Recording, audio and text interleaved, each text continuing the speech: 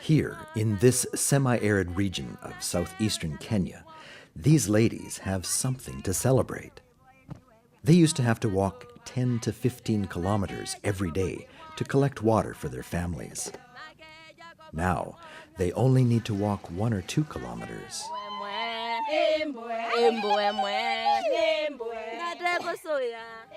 In the 1960s, this dry region of Kenya was being consumed by the desert. Overgrazing, deforestation, and low rainfalls were taking its toll, and the small rivers that ran through the region were dry most of the year.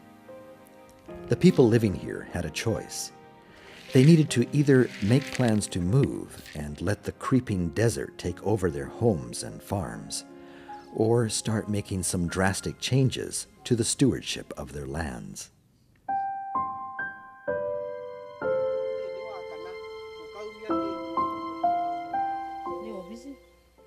They began to form self-help groups in their villages and started investigating ways in which they could begin the long road back to reclaiming their homeland.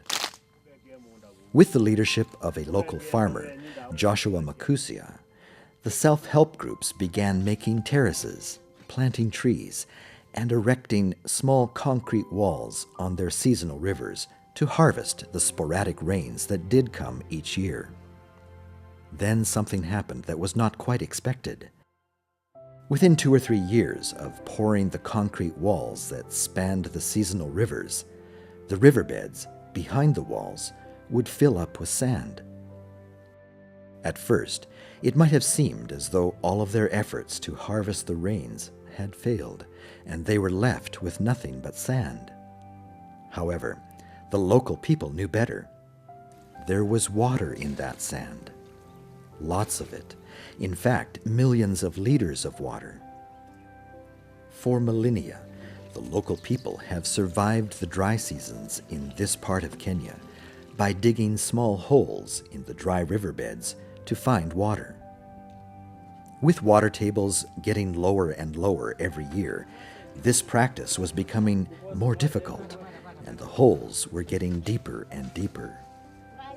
Now, the sand dams, as they are called, were collecting water at each dam point and conveniently storing it within the sand.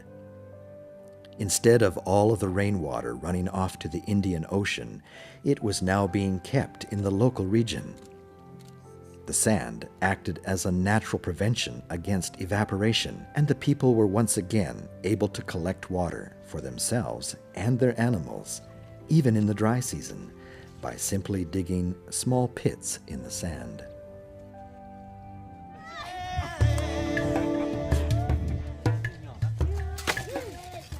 Beginning in the 1990s, the Mennonite Central Committee, and now in association with the Canadian Food Grains Bank, began to partner with Joshua and his self-help groups, who formed their own locally registered NGO called the Utoni Development Organization. Primarily through a Food for Work program, farmers in this region of Kenya were paid with food from Canada in exchange for building sand dams, making terraces, and planting trees. Over the last 5 years, these hard-working groups have built over 250 sand dams, planted 650,000 drought-resistant trees, and constructed over 1 million meters of terraces. The program has introduced the local people to agricultural techniques that conserve water, enhance the soil, and use certified seeds for crops that are able to mature even during droughts.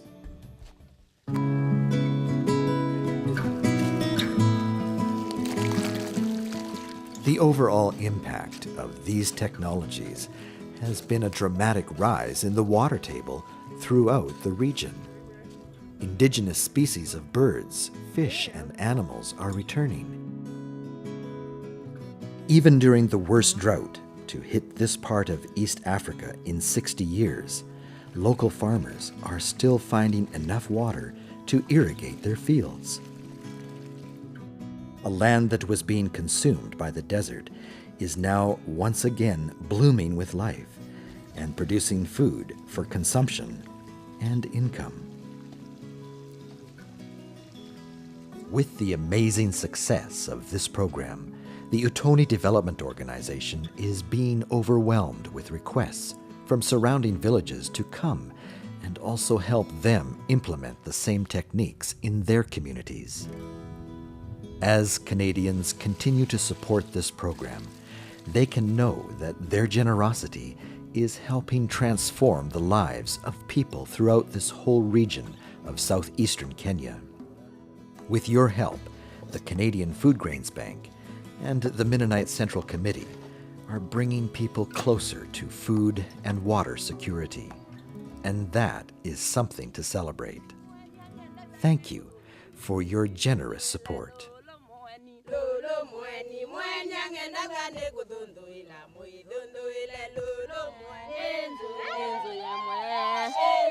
Tata iko soya.